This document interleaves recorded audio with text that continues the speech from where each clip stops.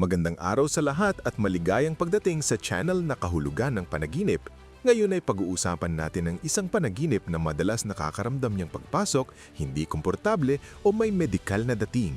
Ano ang ibig sabihin ng managinip tungkol sa ineksyon, hiringgilya, karayom o pagka-ineksyon?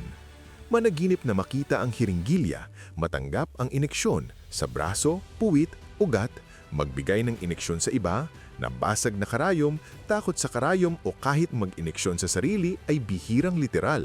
Ito ay isang malakas na simbolikong mensahe mula sa subconscious tungkol sa pagpasok sa personal na hangganan, sa pilitang pagbabago, isang bagay na ipinapasok sa iyo, ideya, emosyon, impluensya, paghihilom o pagbabago na masakit, takot sa kahinaan o pamangailangan na mag-ineksyon ng enerhiya, motibasyon o katotohanan sa ilang bahagi ng buhay mo.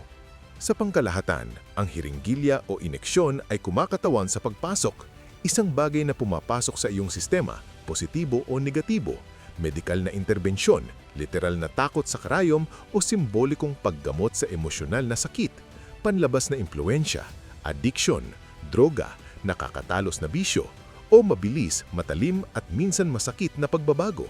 Kung ang ineksyon ay nakakapagpagaling o medikal, pagtanggap ng tulong, kinakailangang pagbabago o panloob na gamot.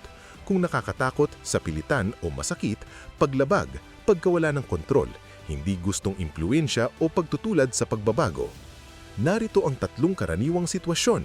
Managinip na may nag-ineksyon sa iyo, doktor, estranghero, ikaw mismo, at nakakaramdam ng takot o sakit. Sumasalamin ito sa pakiramdam na na-invade, isang bagay na ipinapataw, opinyon, responsibilidad, nakakatalos na tao, takot mawala ng autonomya o mabago laban sa kalooban mo. Maaari rin itong magpakita ng pagtutulad sa kinakailangang paghihilom o pagbabago na nakakatakot. Managinip na ikaw mismo o may iba ang nag-ineksyon ng kusang loob, nakakaramdam ng kontrol o lakas. Sumasalamin ito sa self-motivation, pag-ineksyon ng enerhiya sa proyekto o relasyon, pagkuha ng responsibilidad sa sariling paghihilom o aktibong pag-impluensya sa iba, positibo o manipulatibo, panaginip ng agency at conscious intervention. Managinip na nabasag na karayom, nabigong ineksyon o takot o phobia sa karayom, panic, frustration o pag-iwas. Sumasalamin ito sa takot sa kahinaan, pagtutulad sa pagbabago o paghihilom, pakiramdam na nabibigo ang pagsisikap na ayusin ang isang bagay o malalim na kabalisahan sa pagiging nasaktan o pinasok, emosyonal o pisikal. Tawag para harapin ang pag-iwas at dahan-dahang tingnan ang nakakatakot sa iyo. Ngayon, para i-interpret ito sa iyong buhay, isara ang iyong mga mata at alalahanin ang pangunahing emosyon. Takot ba, ginhawa, kontrol, paglabag o kuryosidad? Tanungin ang sarili ng tapat. Saan sa iyong buhay nararamdaman mong may ipinapasok sa iyo? Impluensya, inaasahan, emosyon. May takot ka ba talaga sa karayom o ineksyon sa totoong buhay? Paano ito maaaring konektado sa kahinaan o issue ng kontrol?